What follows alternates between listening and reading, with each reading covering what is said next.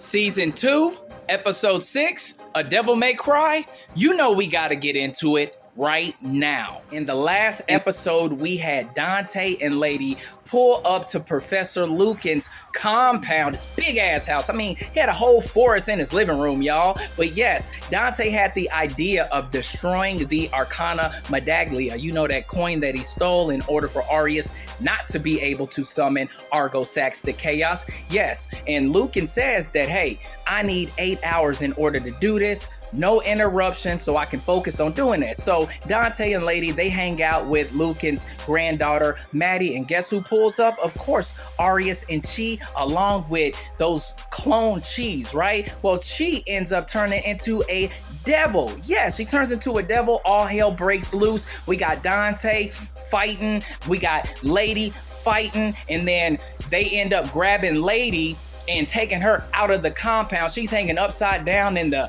clones are just slicing her up, and then Dante turns into his devil form and goes ballistic, but Lady ends up getting dropped down into one of those statues that Lucan has, and then Dante ends up getting kicked out of his devil state, and then we had Professor Lucan end up getting sliced in half by Chi. And then we had Arius.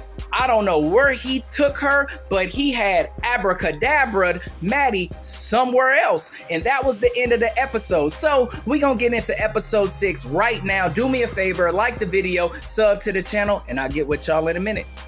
So the episode starts off with Vice President Bynes, and he is actually in a lab with Lady, and she's all cut up, and he's utilizing Arius's technology to heal her wounds. I mean, it's closing it up and everything.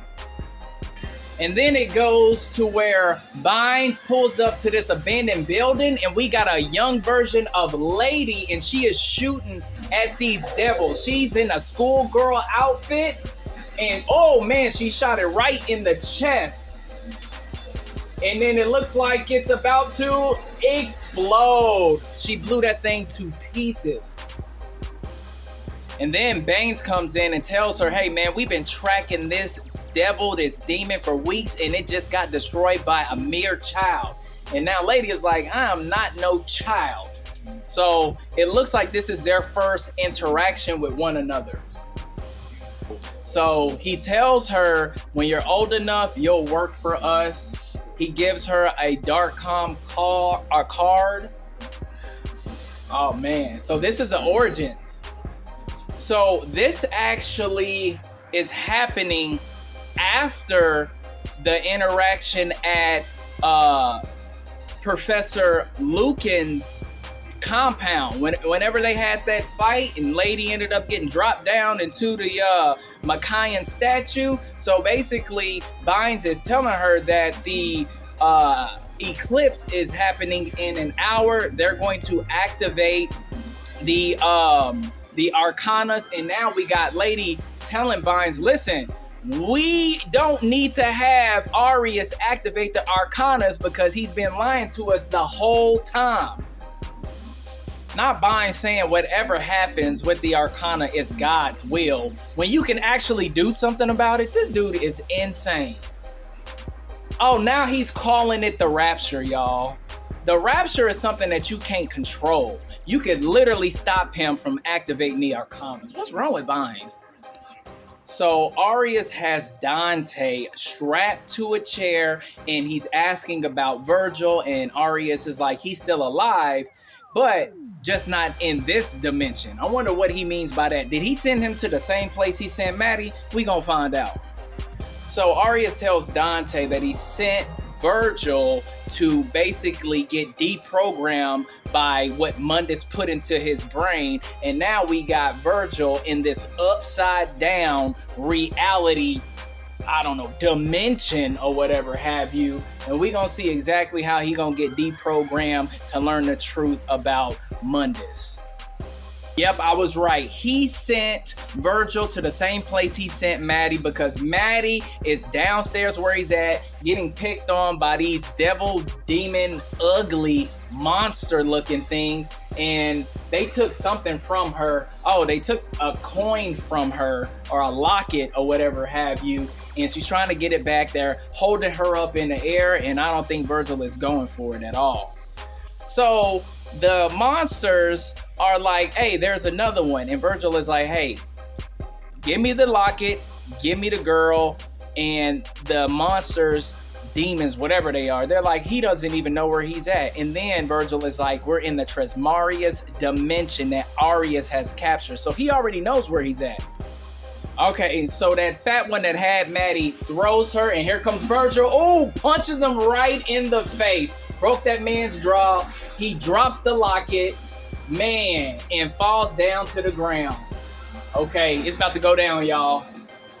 All right, here comes Virgil, dodging, punching another one, knocking his teeth out. Oh my God, he knocked his head off his shoulders, actually. Woo, and the rest of them have taken off. Smart guys. So then he asks Maddie, where did she get that locket? So meanwhile, we still have Arius trying to convince Dante to work with him, create a alliance with him, and he's continuing to say that, hey, we're on the same side.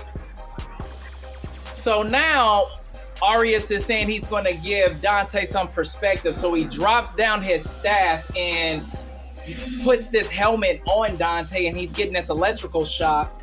And now it's going to this land where it's a whole bunch of pyramids and stuff. People are beating on drums, skeletons to be exact. You got other people covered in blood and like they about to worship somebody. I don't know what is going on here. Is that Argosax? Looks like it is Argosax. Yep, it is. It's Argosax. So basically, he just activated the Arcanas. Oh my God. And now it looks like Argosax is taking all of the essence away from his worshipers, feeding him. Oh, and then he ends up getting stabbed from behind. Oh, and the other, I guess, prophets or whatever they are, they start attacking him. Maybe this happened in the past. Yeah, maybe this happened in the past. This might be Mundus turning on. Yep, it looks like that is Mundus turning on Argosax. Hey, but Argosax wasn't going out like no punk. Even though they didn't tow him up, cut his limbs off, he took out a couple of them. He did. Then Mundus picks up a sword and just swipes him. Boom, sending Argosax all the way back. So Argosax is like, you gonna betray me when I made you? This realm will never pay you fealty. And then Mundus is like, I'll just create a new one. And then sticks that sword right through Argosax's chest. Man. So Mundus really did turn on Argosax. Argosax was the real ruler. That's exactly what happened. Look, Mundus is a traitor, but we gotta see who is the worst of these devil kings, right? These devil rulers, these Satan guys. Is it Mundus or is it Argosax? So after Mundus's betrayal, the Arcanas end up, separating, going to all different parts of the world. And just so happened, we have Arius, and this is back in the Willie Way Gap day, right? He ends up coming across the staff, the Arcana staff, right? That he had put into that machine to, I guess, show Dante exactly what happened between Argosax and Mundus, and it basically started corrupting him. It took over his entire mind, and now we got Argosax basically using Arius as a vessel in order to help resurrect him. Now we find out why Arius can live forever, because Argosax gave him the power to resurrect. So it shows him, getting old, dying, resurrecting into a baby, and now he's making it a lifelong responsibility for him, of course, to gather all of the Arcana so he can be resurrected. Then it goes and it shows how Arias was able to collect all of the arcanas over time. All right, so then the up-to-date, the recap of Arias, Mundus, and Argosax, that stops, and we find out that Arias is 672 years old. And he remembers everything, every revolution, every leader, whoever was in a position of power at that time. He has all of his memories. That is wild. Could you imagine being 600 plus years old and you remember your whole timeline from when you were born all the way until you die and do it all over and over again? That is crazy. So back to Maddie and Virgil. Maddie tells Virgil where she got the locket because that's the locket that Dante had that has Dante, Virgil, and himself in that picture with their mom. Well, she tells them about how Arias came through to her grandfather's compound, killed him, and then beat the hell out of Dante and Lady.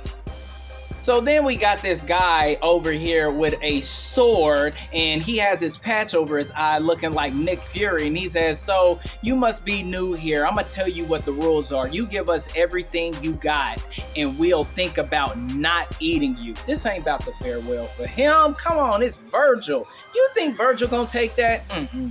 Oh, yo, he got Virgil's sword. Virgil is like, give me my sword. Oh yeah, this about to get ugly. I can already tell. Now we got all of these guys surrounding Virgil. Virgil is just blocking, punching, kicking. Yo, oh my God, he snaps somebody's neck, throws them into the other ones. Yo, Virgil is cleaning house. Yo, nobody has got a hit off on Virgil yet. At all. Damn. Virgil then drops down this hole and kicked two dudes through a wall, y'all. Yo, this is crazy. So this punk puts Virgil's sword up against Maddie's neck, talking about move and she'll die. And Virgil's like, you think I care about that girl? And then Maddie starts having flashbacks and she bites the man on the hand. He drops the sword and then Virgil grabs the sword and Maddie and slices the dude's hand off. Boy, that was cold. So then the guy tells Virgil that he has to go through the Trismegias, which are oracles that tell the truth and how they'll make them see things. Whoever is trying to escape, by the way. But Virgil already knows this, so I don't think he's going to have any issues getting through them. So the guy makes a smart remark, which ends up costing him his life, because after Virgil said that they're oracles, the Trismegias, and they only display the truth, he tells Virgil, well, it looks like you're going to have a lot to worry about then. And Virgil slices the dude in the throat. He drops dead. We have Bynes telling Lady that her father is alive, and that is the reason why he originally went to the warehouse where she was at when she was young, when she was shooting the hell out of that demon. Well, her father went to Arias to tell them about her. And then he tells Lady, listen, your father repented and so can you. You can change the whole dynamic of what's going on. And then Lady is like, am I supposed to be happy that my father is alive? He ate my mother.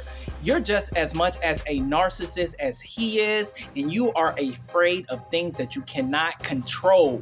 Please do not let Arias activate this arcana. And then we got Bynes leaving, and she's like, if I meant anything to you besides being a soldier, you will not allow this to continue, right?